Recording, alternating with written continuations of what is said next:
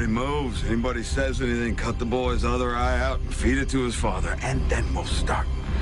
You can breathe. You can blink. You can cry. Hell, you're all gonna be doing that.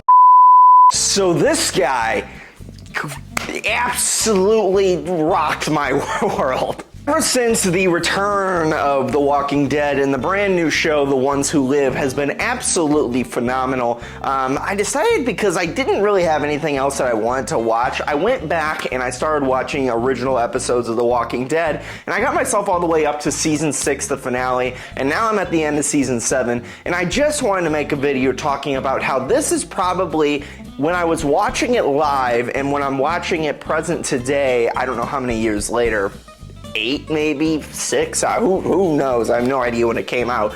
How much I didn't realize it until now that this is probably the best introduction of a villain I've ever seen. And I'm talking about the man of the hour, the lean back, the baseball bat dickhead himself, Negan, played by the one and only Jeffrey Dean Morgan.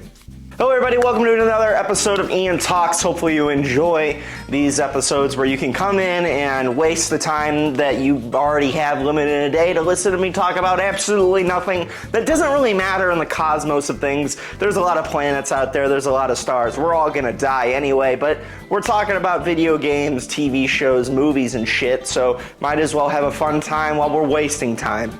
That's a terrible way to look at it. Go live your life, go follow your dreams and your passions and whatever. This just happens to be mine. If you want to support the channel, it would really help out if you could leave a like on this post, subscribe to the channel, drop a comment down below, I'll respond to you. Let me know how wrong I am, or how much of a dickhead I am, or how overweight I am, or how terrible my hair is, or how much I'm a casual of UFC, or whatever you want to say. It does not matter. I do not care. Say something nice though, don't be a dick. But anyways, getting into the topic of today, Negan. I've seen a lot of movies, I've seen a lot of TV shows, I've seen a lot of things impact me in an emotional way, and oftentimes when you're introducing the villain to your new story, you want to have that villain do something drastic to impact the audience in a certain type of way that you want the protagonist to be able to overcome the opposition that was the antagonist. Last of Us Part 2 took a page straight out of The Walking Dead with how they were able to introduce Abby as a villain of the story and killing off Joel. And just like The Walking Dead, in my opinion, they tried to make that character redeemable. It's absolutely impossible. Whenever you do something as villainous and as destructive as that character does, it's hard to pull off. And I just realized that my camera is about to die, so that blows holes. But leading into the introduction of Negan, The Walking Dead at a time in the show was on a very great run. Season 1 was great, Season 2 was blessed, Season 3 was good, Season 4 was great, Season 5 was phenomenal, Season 6 was really good, and now you're leading into a narrative and a story that if you're familiar with the comic book version of The Walking Dead, you're aware of Negan, who the saviors are, and what they end up doing to Rick and the group. But the curious nature of it all weaving together was how they were going to introduce Negan and the saviors and how they were able to play off that in a similar way, but translating it from the comic book page to the small screen.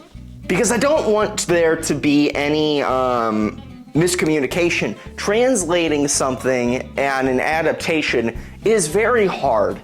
It's oftentimes why you see adaptations of different things in different mediums not come out the way that you want it to. The Walking Dead was one of those few things that were able to find success. But when it comes to introducing a villain who becomes as bad and as dangerous and as scary and impacts the audience as emotionally as it does straight off the bat like that, in the comic books, he kills Glenn. And in the show, you have a lot more time to spend with Glenn. You're able to flesh him out a lot more because it's a different medium. It's a different aspect. You fall in love with that character because that actor who plays that character does a phenomenal job.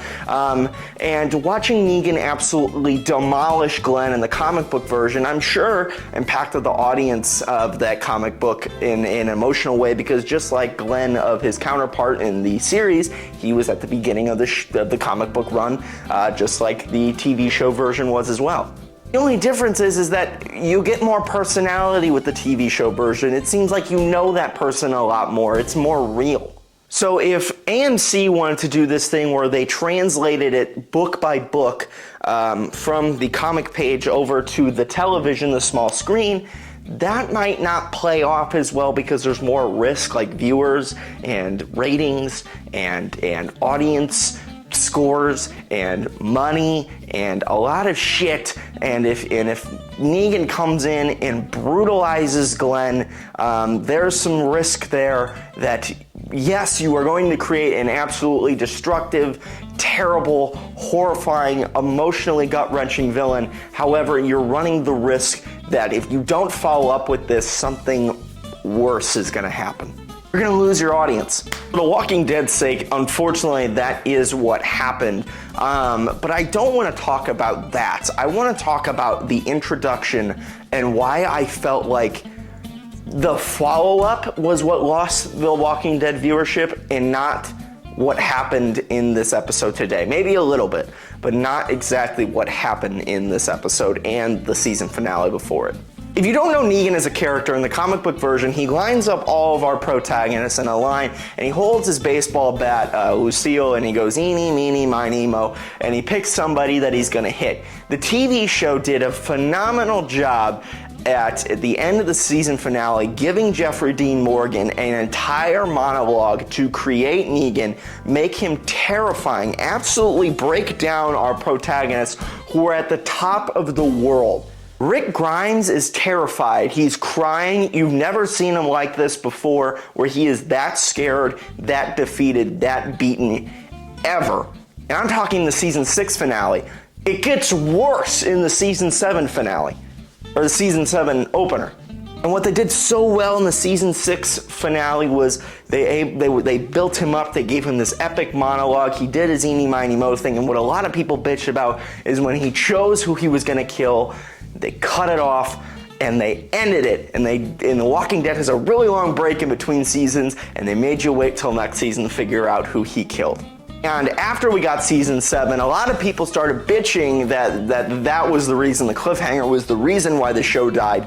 I love that cliffhanger because it makes you come back for more to figure it out who it was and what Negan is gonna do next. Because Walking Dead fans in the show were traumatized by the governor. The governor was a phenomenal villain again in The Walking Dead, which is funny enough how this show created such phenomenal villains. I hated him, he traumatized us, he absolutely ruined us, and now Negan is supposedly the next level of that, and what he does or might do in the season 7 finale scares us internally, and we are helpless just like our main protagonist Rick Grimes is against it.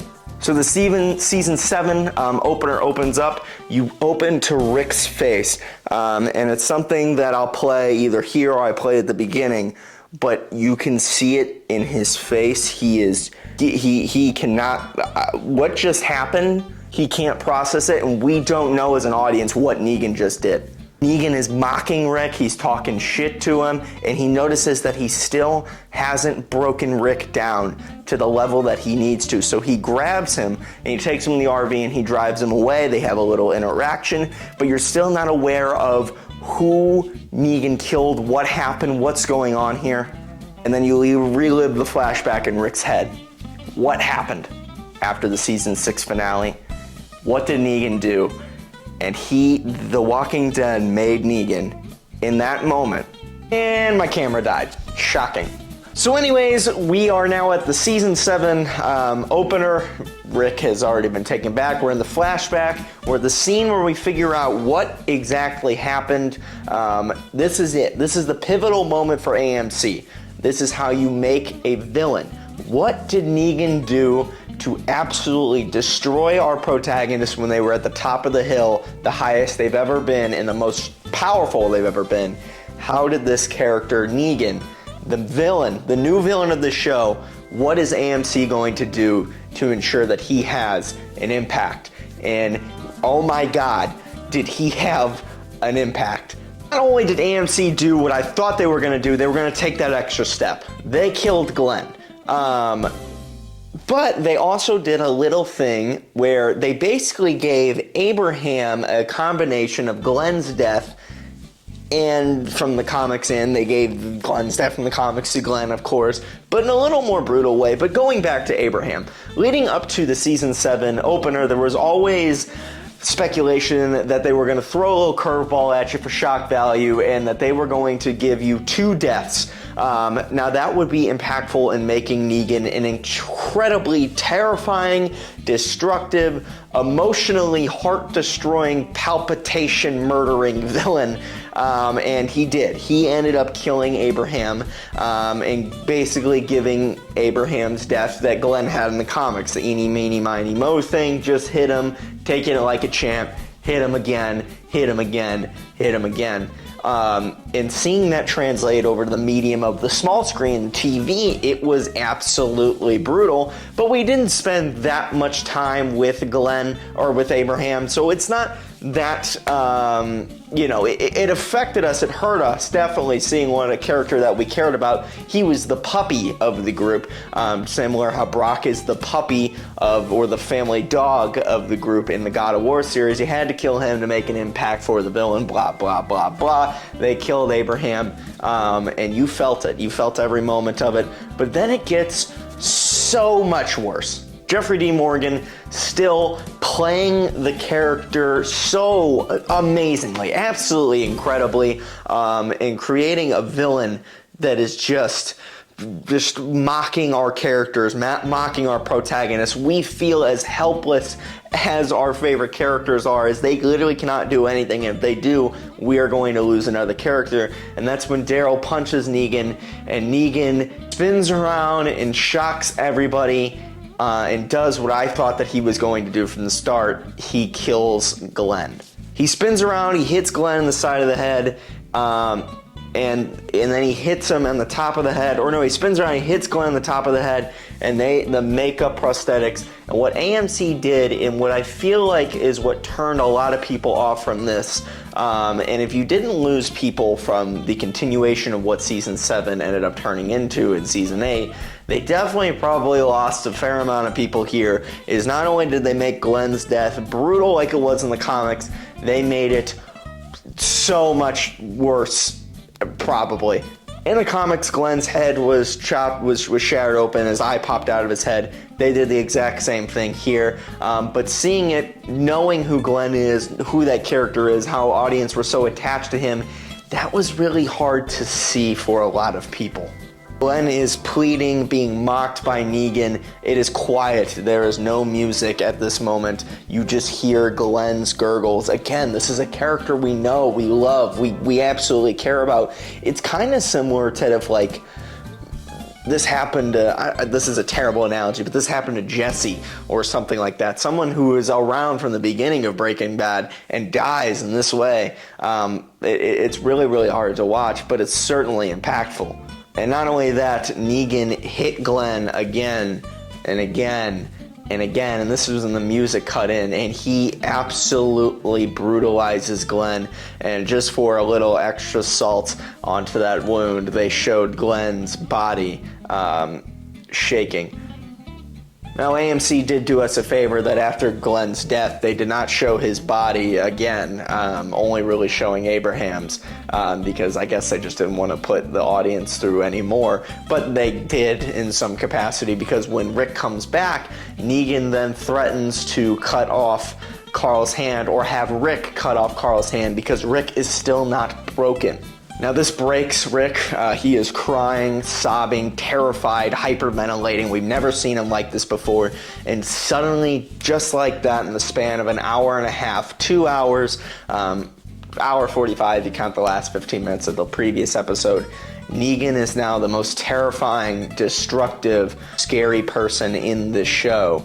And one of the greatest villain introductions I've ever seen. Negan absolutely rocked the audience's world, and you feel emotionally. I was genuinely affected by the season 7 opener so much that I never really went back to watch it after that. And every time I would see it on social media, how brutal these death scenes were and how brutal it was for Negan, I immediately skipped it because it was like a traumatizing event. And I'm sure you shut off a lot of audience members by how traumatizing it actually was. Again, something you could have gotten away with in the comic book medium, not in the small screen. And you were probably going to lose some audience members here. And I think AMC were able to run that risk. And I'm sure they absolutely did. But was it the wrong decision? I don't think so. Going as far as they did, maybe they didn't have to go this far. They didn't have to have Negan hit Glenn as many times as they can. Glenn had to die. You had to make Negan an impactful villain.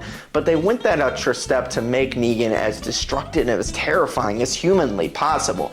But the unfortunate consequence of going that far, just slightly over the mark, is that, one, you have to be able to retain Negan as that terrifying villain, and they were able to up to some level. I felt like they showed Negan a little too much after this, and over time, audiences fell in love with him, of course, because Jeffrey Dean Morgan's performances and Negan's character is already written really, really well. But, I don't think you got the terrifying aspect as with the Governor, where it was like, he could kill somebody you care about in any given time. Negan certainly killed more people after this, but I felt like they showed him a little too much. I feel like you shouldn't have showed him as much to give us more of that terrifying factor, and every time you did show him, you always did have that fear that he was going to do something more. But anyways, moving back, them going as far as they did with Negan and the introduction of Negan and him brutalizing the group the way that he did, going that far, where the error was and why I was turned off of The Walking Dead eventually was because if you go that far in making this villain, he is unredeemable. And if you're an audience member watching the comics or reading the comics, you know what happens in the show because you knew what happened in the comics, you know that Negan's not going to die at the end of this war. And I felt like that was an issue for a lot of audience members, knowing that there was not really a major level of consequence. There was not that comeuppance. Same way as, there was not the comeuppance for Ellie going after Abby, which Abby killing Joel and creating that villain was incredibly inspired off of The Walking Dead. It just had to be. Baseball bat golf club. Now, say what you want about audience members watching or playing video games or watching the TV or the movies, wanting the protagonist to get revenge on the main villain. Say what you want about the nature of the audience member watching that and what that can say about them as the person. If the main villain ends up going too far in their act of making them a main villain, they can never be the protagonist or the main protagonist of that series. That's why Abby didn't work. That's why Negan, for me at least, did not work in The Walking Dead after Rick ended up leaving the show. Sure, he worked as a character, but Negan, because he was so lovable and he was, you loved his jokes and his wittiness and you really liked Jeffrey Dean Morgan, you wanted him to stick around, dog. And you enjoyed when he was on the screen, but it doesn't matter. He couldn't be the main character. Because if he was going to be the main character, he had to get along with our previous main characters who he brutalized. And we've known them longer than we've known him, and we're on their team first. I can't get behind it. Sure, there's justifications that nobody feels like they're the bad side on the end, on each side of the war, but ultimately, we came from this side. We may understand this side, but the audience isn't going to care. AMC didn't handle Negan as a destructive villain after his introduction, in my opinion, to the best of their abilities, especially after Rick left the show. And I understand why they need to keep him around. It's because suddenly you lose the star power if you don't have Rick, and you just needed that extra main character. I understand why they did it. They were in a pinch.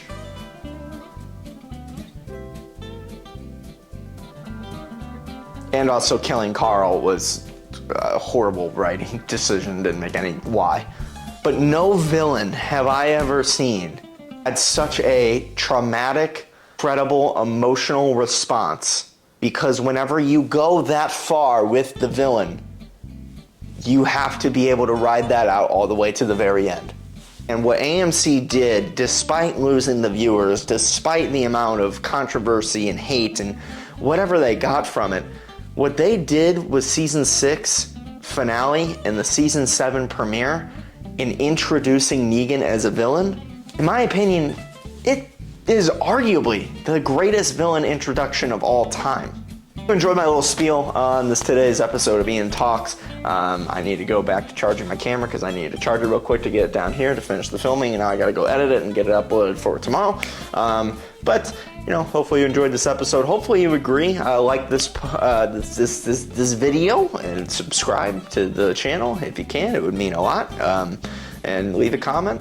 Talk about how you felt in the season 7 premiere, because I know a lot of us, got affected. Guys, I'll see you next week. I don't know what we're talking about. I think we're gonna end up talking about Invincible, another Robert Kirkman thing, and how Invincible absolutely managed to kill itself. So I think, I think we'll talk about that. I know I said we were gonna talk about Dune 2. I just haven't seen it yet. That's my fault. I need to go see the movie. But that's about it. Hopefully you enjoyed this episode of Ian Talks, and I'll see you on the next one. Peace, love, adios, bye-bye.